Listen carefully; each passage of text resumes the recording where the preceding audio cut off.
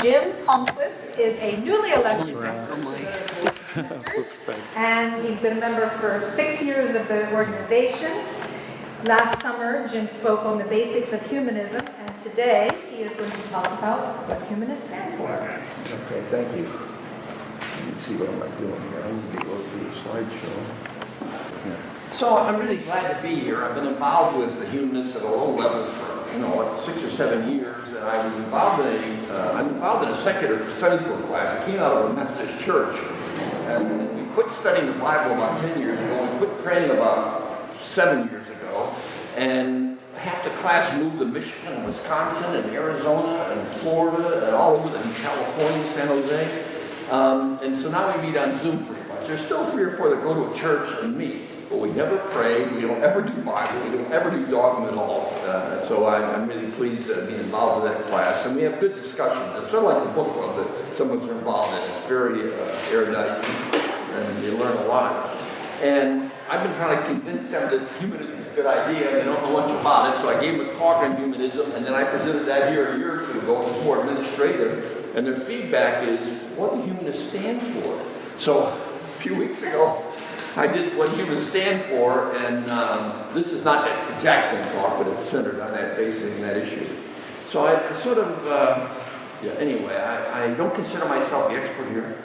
There are a lot of people that have a bigger background in humanism today, and I'd encourage you to speak up. If you don't see something you don't agree with, or you think we should add something, speak up, because I'm trying to harmonize our ideas about what humanist life is, so that's where we're going from today. And thanks to Paul and to John and to Dave and all the technology people who got this running, it's really amazing. I bought 2 laptops. I've got about 4 different strategies, including the speaking, and not having any technology support, but Plan 1 really worked, and I'm really pleased for that kind of a thing. So anyway, what do humanists stand for? One of humanist ideas is we believe in education.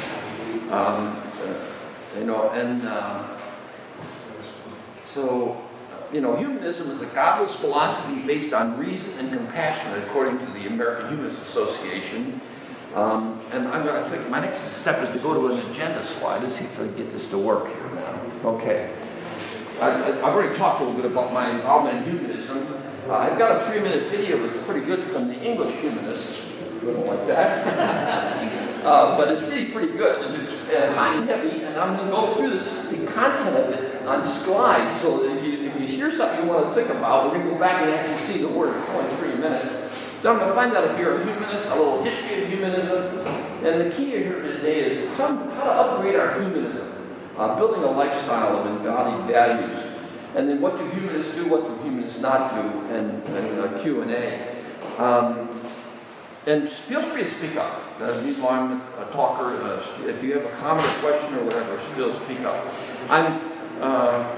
I should tell you that I was not elected to the board of the American Humanist Association in Washington, but when they told me I was rejected, they wanted me involved. So I'm on the finance committee of the board of the American Humanist Association, but I'm not a board member, which is probably okay. I did attend the Freedom from Religion Foundation convention in Boston in 2021.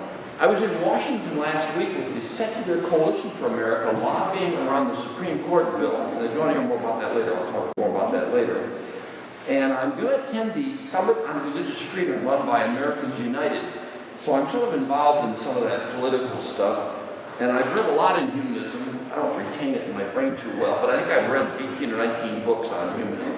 But I'm not an expert on it. And in this room, there's more expertise. So I'm going to show you a video that comes from the Humanist UK, a comparable group to American Humanist Association. It's only 3 minutes long, but it's full of content. And if you see something, remember a couple words. I'm actually going to show you the words on the slide. We can just talk about them to the extent we want to. One guy's being mentioned and interviewed in the video. His name is Andrew Copson, and he's the Chief Executive Officer of the British Humanist Association. So let me see if I can get that running. And John, make sure I don't...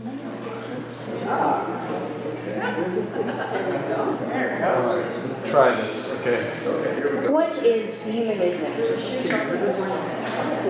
Humanism is a philosophical stance which affirms the fact that humans have dignity and worth and that they are capable of discovering truths about the world and humanity's place within it, purely by appealing to reason and scientific method. In humanism, there is also the emphasis on faith in humanity and a concern for building a more humane and just society. The humanists are usually non-religious people who believe that the universe is just a natural phenomenon with no supernatural aspect. Hence, the humanists view the world from the vantage point of reason and scientific method. This naturalistic and scientific view of the world has deep implications in how the humanists view the human person. On the one hand, the humanists see the human person as not distinct from the rest of nature. For the humanists, the human person is nothing but a purely worldly creature whose existence is a product of purposeless natural processes over a long period of change and development. For this reason, the humanists have a perfect feeling of being at home in the world. As Andrew Copson writes, the universe, thus discerned by our senses, appears a natural phenomenon, behaving according to the principles that can be observed, determined, predicted, and described. This is the universe inhabited by the humanists. On the other hand, because the human person is not distinct from the rest of nature, and that her existence is a product of a purposeless natural processes, the humanists reject the idea of a meaningful life. For the humanists, therefore, the idea of a meaningful life as part of a divine plan is inconceivable. The only purpose or meaning in life is the one created by humans themselves.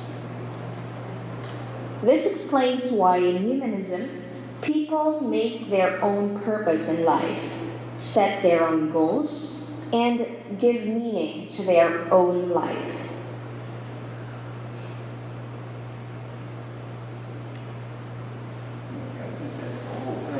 All right, good. So I thought that was pretty interesting. It has one small error in it, and I'm going to present the content with the fix, and I'll show you what the fix is. It says we have no meaning in life. Well, of course we have meaning in life. That's a mistake. Later on, they do say we have meaning in life, but when they say the word, it's sort of screwed up. So I'd like to go back to PowerPoint, I guess. Oh, if you want. Yeah, I'll work on that. Okay. Well, what I'm going to do now is we're just going to go through the words. We don't have to spend a lot of time on it. If you want to comment, change, or whatever, as I say, I have one little fib in there that I changed the script because I think they overstated it a little bit. I didn't think that was pretty interesting. Yeah. It was full of content. It was just so dense that you really can't take it all in. It goes back so fast. Anyway, so I'm not Pardon me? That was good. I thought, yeah. Isn't it great we have this big English world that you don't have, not everything has to come from America. This is the UK doing this, and they're really active and do a lot of stuff. It was put together by a group called Philo Notes, and I couldn't figure out who they were, but I thought the content was good enough that I contacted them, and they wouldn't contact me back, so. Pardon? Who called what? It's Philo Notes, Philo Notes, and it's a philosophy learning tool is what they say. But I sent them an email saying, who are you? I'd like to know who you are before I find out they know before I share this stuff. Okay, I'm going to go to slideshow. I'm going to go to 4. Okay. So again, this is just the content. Well, no, it's not. 3, 4. So this is the content of that slide. As I said, there's a italicized piece that's different, but I guess you can read it. If you have any comments, now we'll just move on.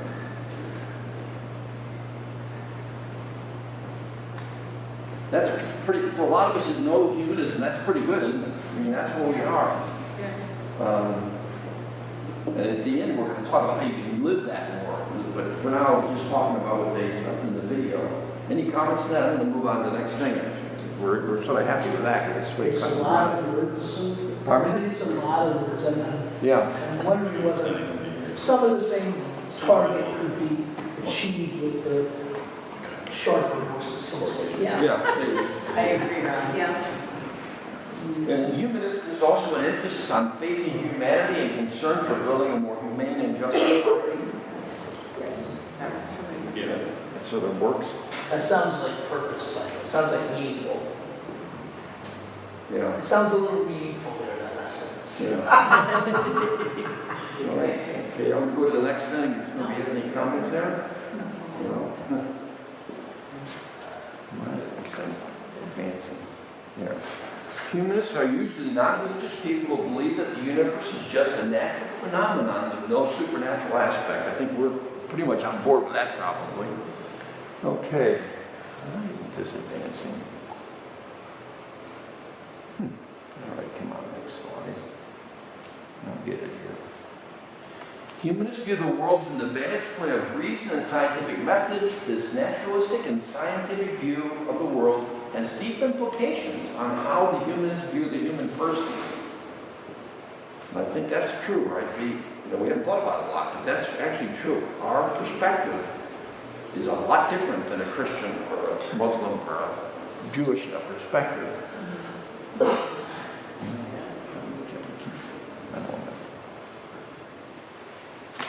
On the one hand, humanists see the person as not distinct from the rest of nature. For humanists, human person is nothing but a purely worldly creature whose existence is a product of purposeless natural processes over a long period of change and development. And for this reason, humanists have a perfect feeling of being at home in the world. I hadn't thought about that until I heard this. I hadn't thought about that. Do people think that's on the true, or do you think that's still to be discussed or analyzed, maybe? Yeah. Perfect. Purposeless I have trouble with too. Yeah. A big, At least there it's being used to mean that the pathway of evolution didn't have an intelligent design to it, that purpose. Right. That's a different sentence from the other one that says, our life is meaningless, which Yeah. which I think most of us are saying we don't get a hold of that. But this sense of purpose just means that, the way we have evolved, the way the world around us has evolved, does not have a design. Right. but the purpose is survival. The purpose means survival, so you can't say it's. How about undirected? Undirected. Rather than purposeless. Natural process. Yeah. Again, this is talking about the natural process that exists. And when we get to we're going to talk about purpose here in just a moment.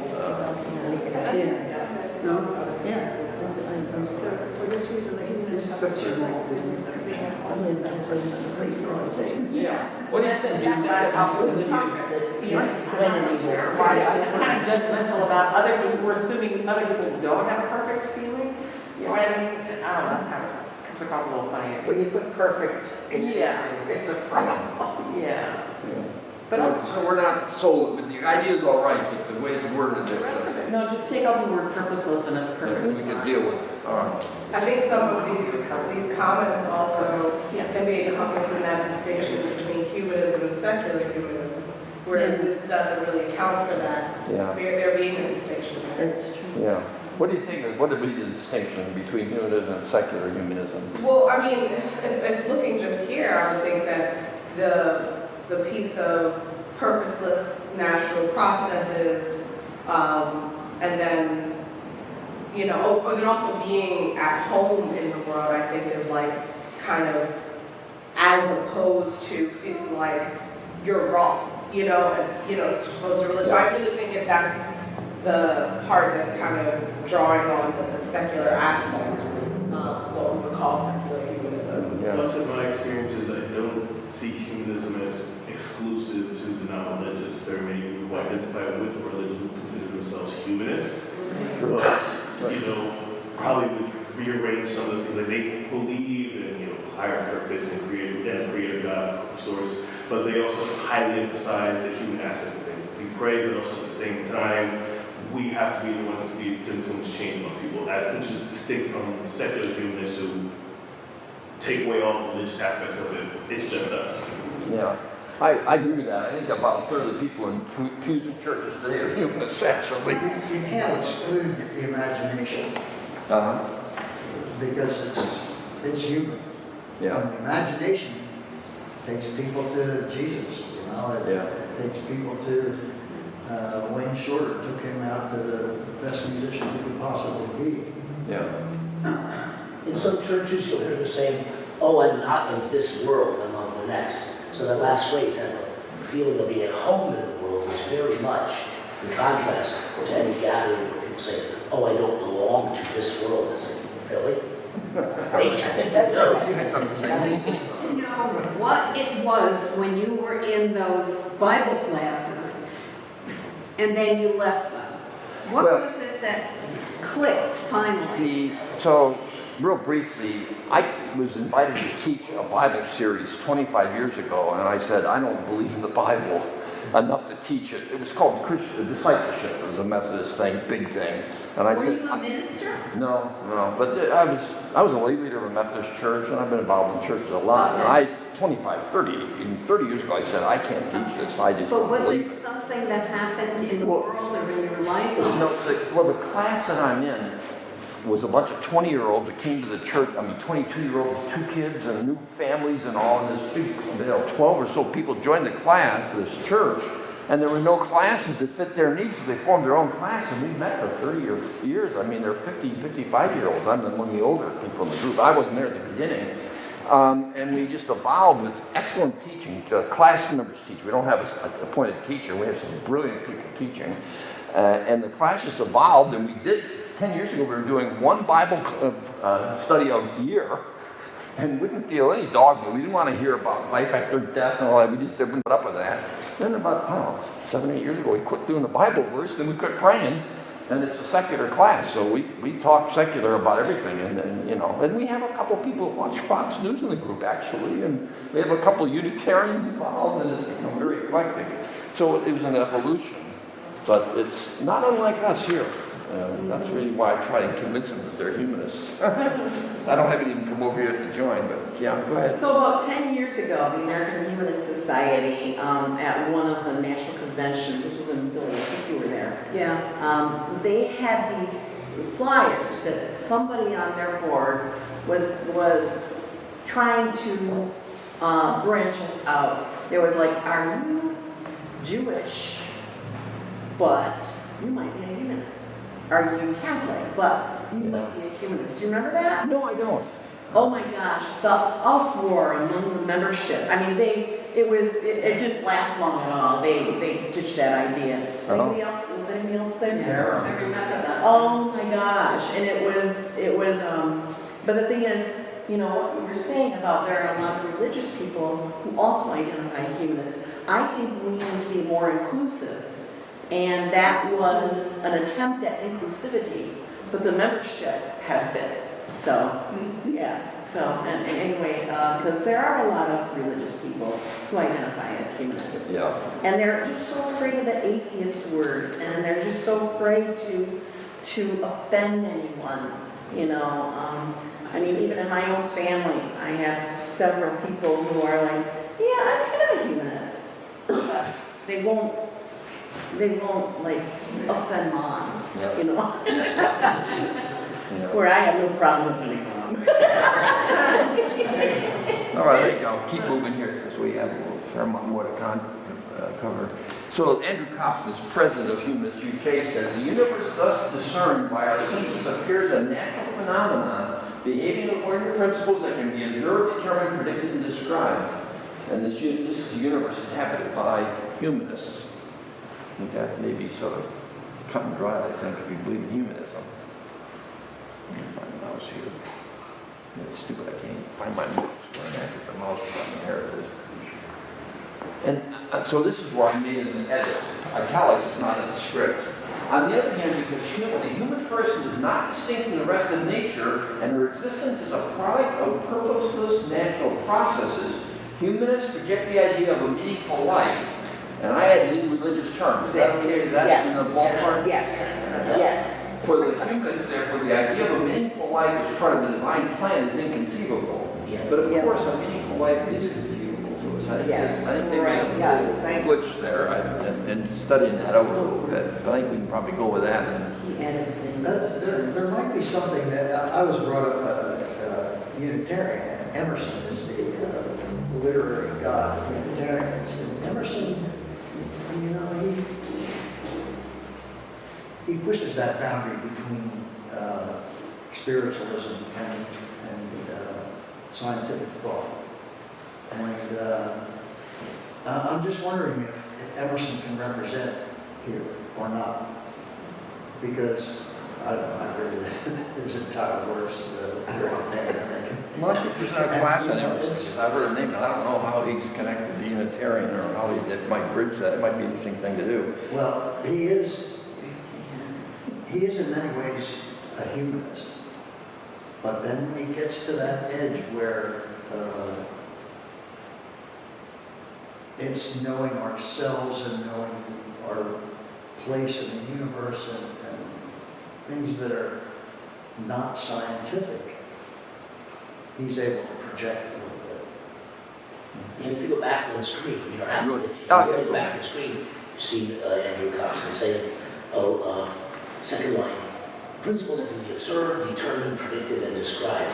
5 minutes ago, David mentioned imagination. I mean, there's things that come out of your human being that can't be predicted and described all the time. There are mysteries and feelings, and that's what leads some people down that religious path, but leads them down a lot of paths too. I went to the pagan festival about 10 years ago, thinking they might be atheists. Well, some are and some aren't. And I found that they were swinging the little incense burner at the beginning of their circle anyway. I'm like, geez. So I went back the next year, I made a little badge for myself that said, and for my grandson, it said, nature, yes, magic, no. Because they have their foot in both camps.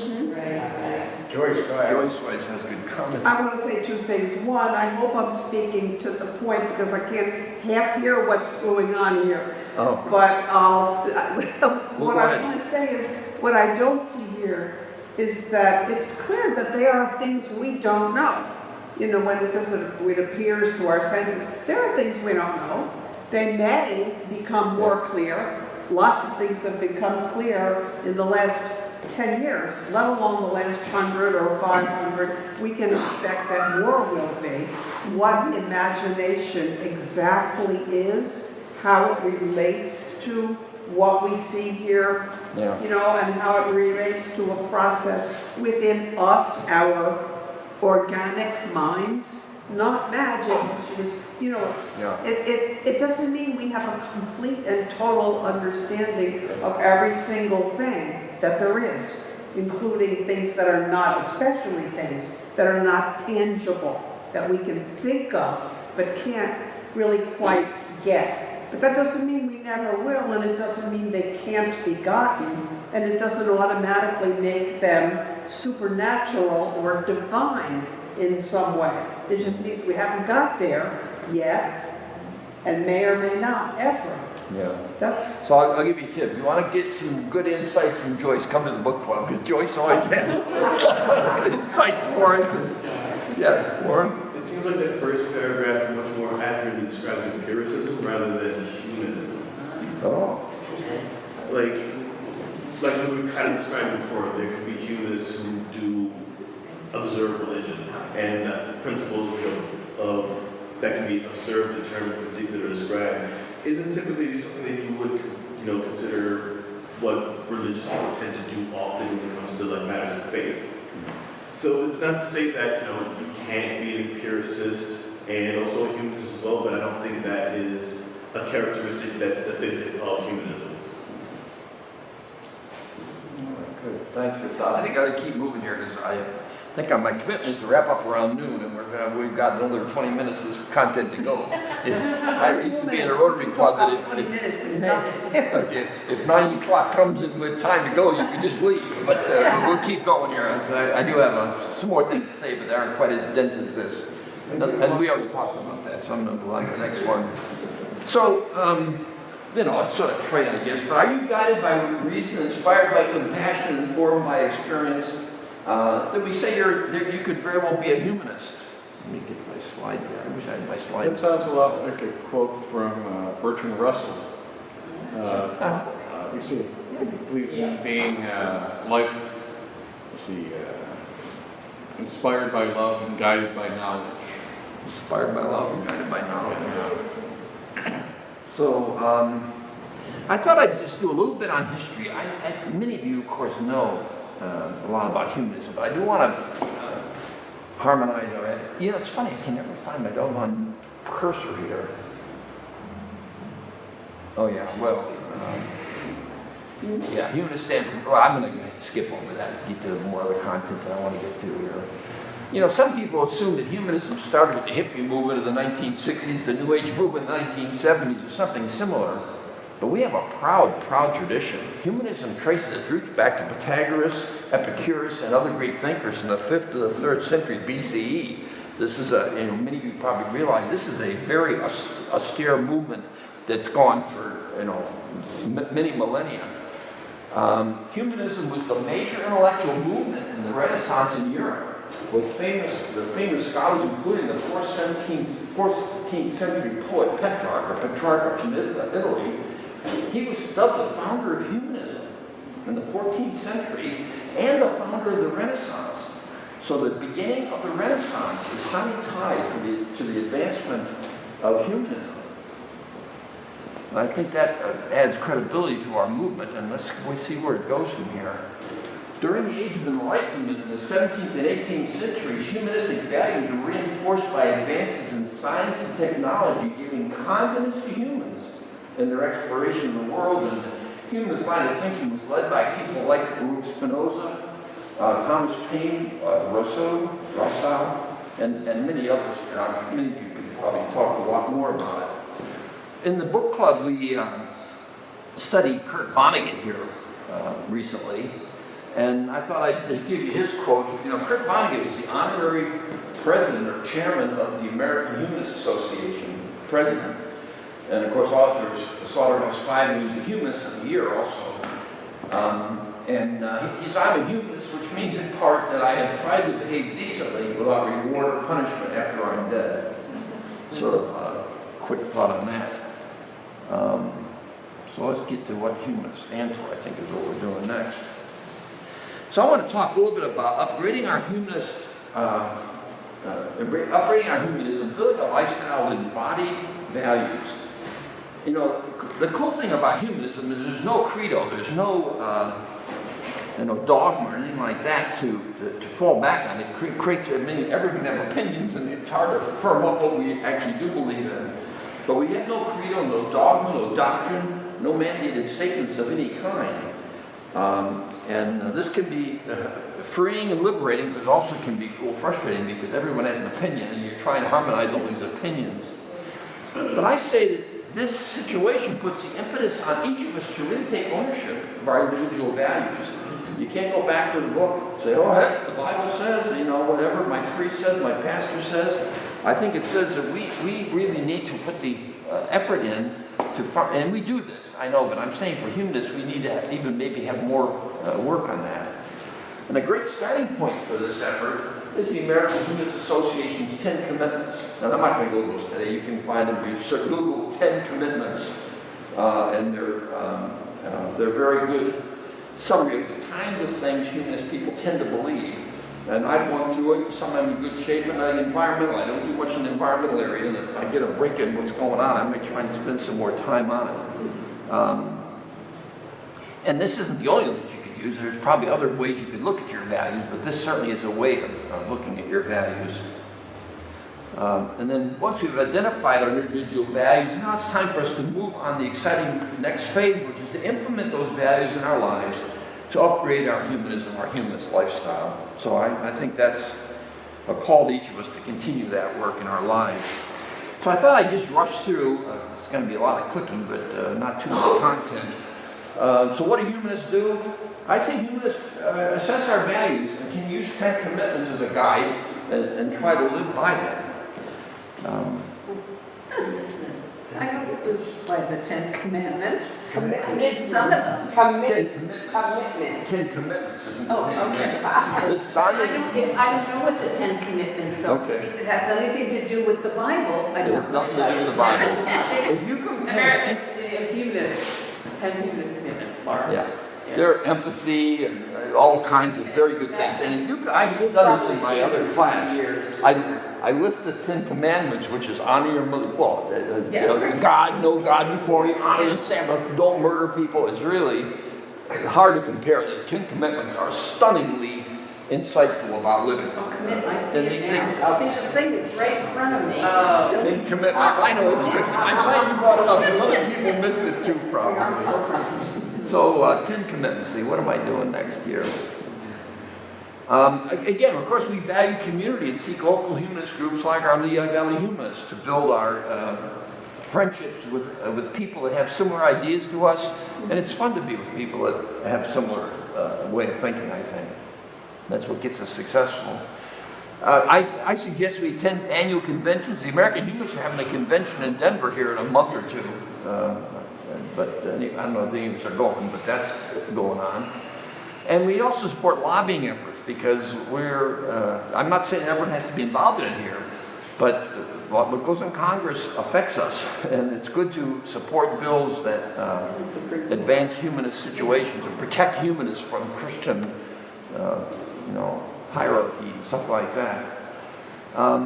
And we also, the American Humanist Association, particularly the Freedom from Religion Foundation, does a lot of engagement litigation to stop infringement of our rights by religiously motivated activists. And you all know there's a Christian, I don't know what they call it now, but a Christian militarism out there trying to make Christianity the supreme religion. Everyone's going to conform to Christian principles in our government and it's a very bad situation. For what it's worth, and I'm a little bit involved in that. And we had a speaker here that was a humanist celebrant a year or two ago, and I thought that was really interesting. And Bill Zotter got married with a humanist celebrant after that event. We can have celebrations of life events like births and weddings and funerals and other things using humanist celebrants, and the key to them, many of you there would know, they don't pull out a script of liturgy and go through this liturgy about how you're a sinner and you're going to hell and all this crap. They relate to your life that you live and prepare a ceremony that's appropriate for your life. And I think that's a pretty interesting idea. I've never used a celebrant. And we have a celebrant in our membership who spoke that day at our Humanist meeting.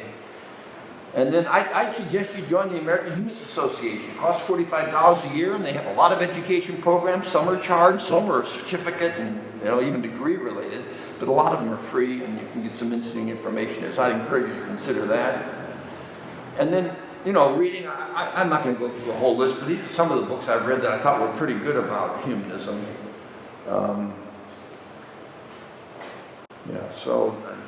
Anyway, if you want a reading list, I'll be glad to send that out to people. But Yeah, Jim, you would find. Pardon? You could send that to me on Twitter. Okay, I'll do that then. The bottom is a free online course in American Humanists called Introduction to Humanism. If you wanted that kind of stuff, that's one of the things that the American Humanist Association does.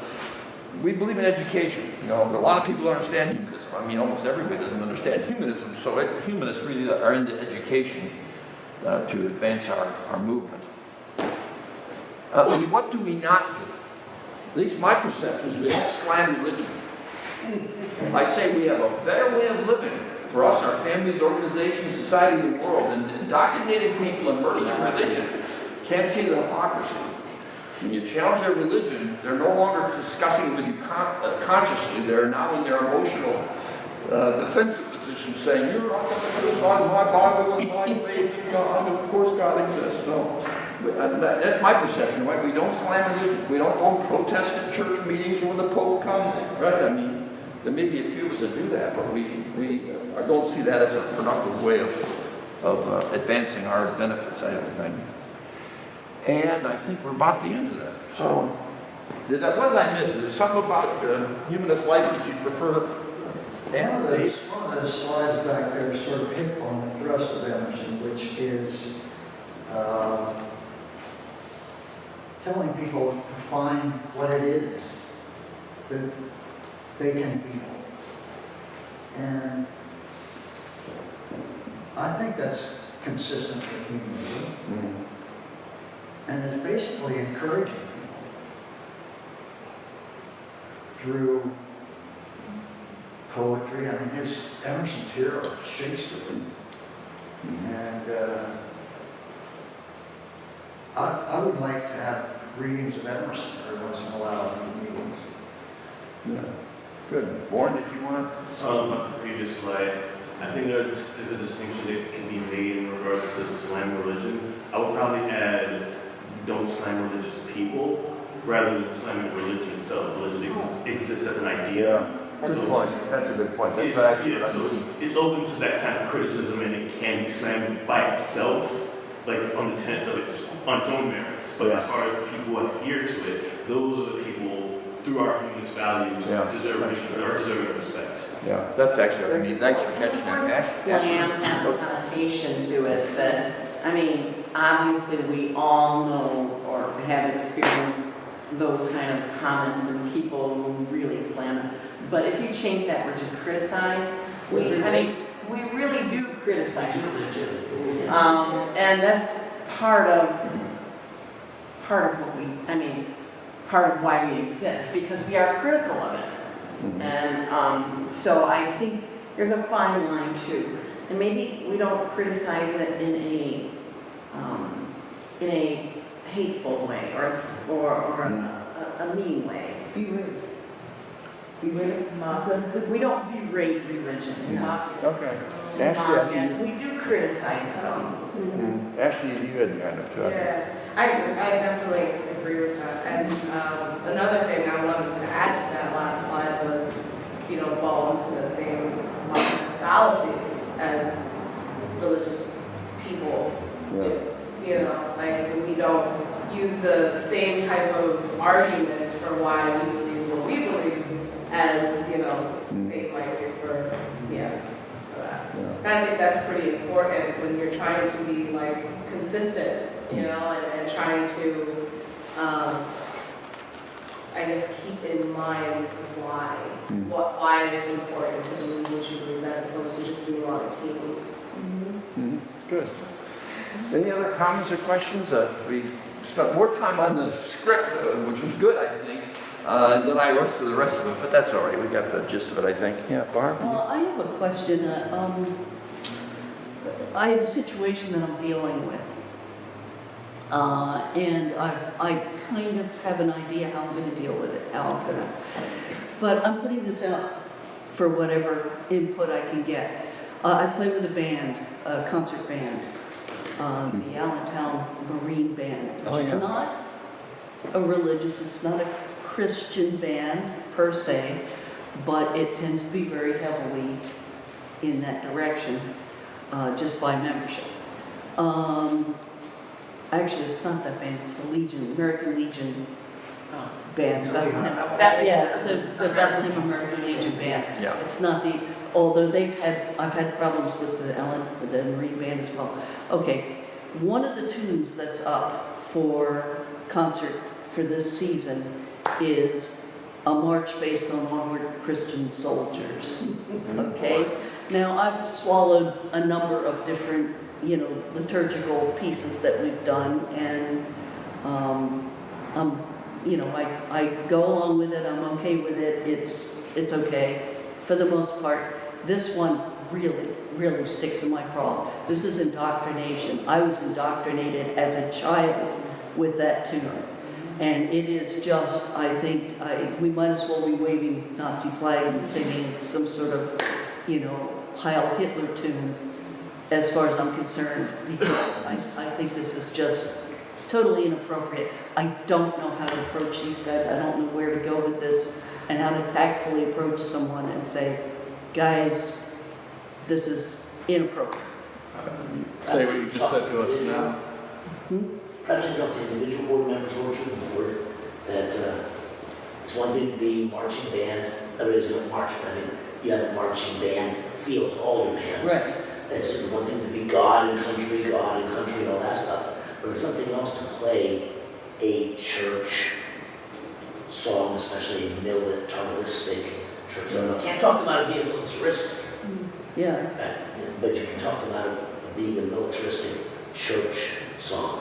But they are a marching band, we are big on God and country, I mean, what's the American Legion, for God's sake, you know? Well, we do a lot of things. We do Ave Maria, we do God of our Fathers, we do all kinds of stuff. Are there difference between that and portraying Christianity as a march, sort of Well, do you guys know the aggressive march to take over? Do you know the lyrics? Yeah. Does everybody know the lyrics? I mean, that's a story. One more thing, a lot of Christian churches are moving away from that one. It's not That's a different it's not handled anymore in many churches that have come out with it in the last 20 years. Well, nobody's singing it. It is just a march that we're playing. Everybody knows the words. But but we play in the parks. The Rose Okay, Garden. so it's a public performance, so that's not. No, we're not playing this. I mean, and that's what I was going to kind of bring up is, well, look, if we're doing this in a church venue, maybe, but even then, I really think it's inappropriate. And You all know that this is my wife, and I sing block choir. I don't know if everybody knows that I sing block choir, and our former president sings in church choirs. Look at it as imagination. I'm not saying that that's the issue here, but that's the way Jason does it, and that's the way I do it.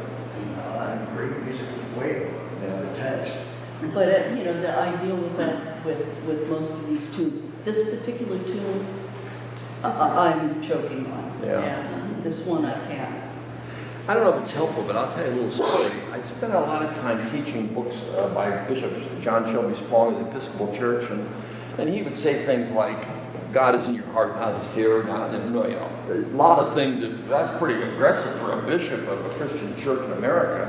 And I did a couple of his books and classes and stuff, and it'd be good to hear him. I bet he's in California. Well, he's in New Jersey. So I would travel to Jersey 3 or 4 times a year. He'd have a Saturday, he'd read parts of his upcoming books, manuscripts, and then I'd go to like London series with him. I actually had a joint venture with him. I tried to sell his editorials, we weren't successful.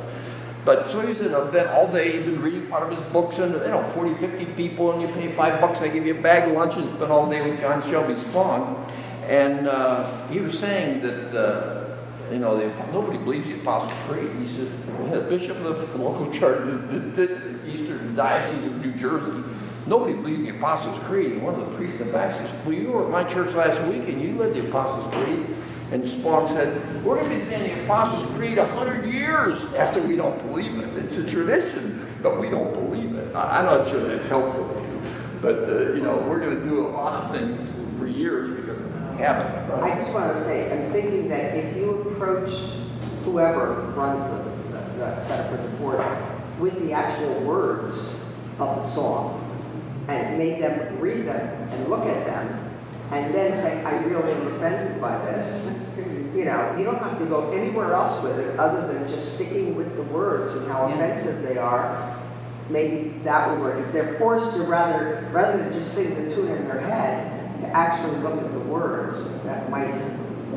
But they're offensive to us, but they're probably not offensive to him. Well, if he's a minister.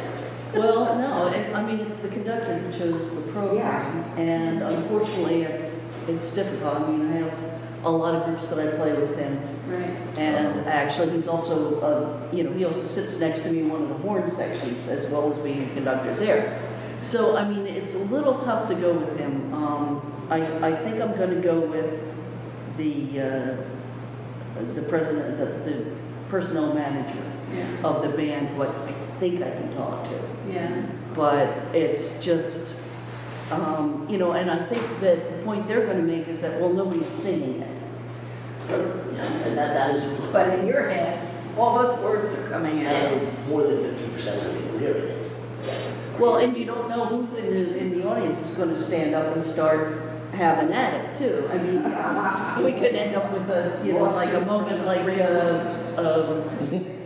cabaret where suddenly this young Aryan gets up and starts singing some Nazi song. That's what I don't want. The other thing you could do is refuse to play.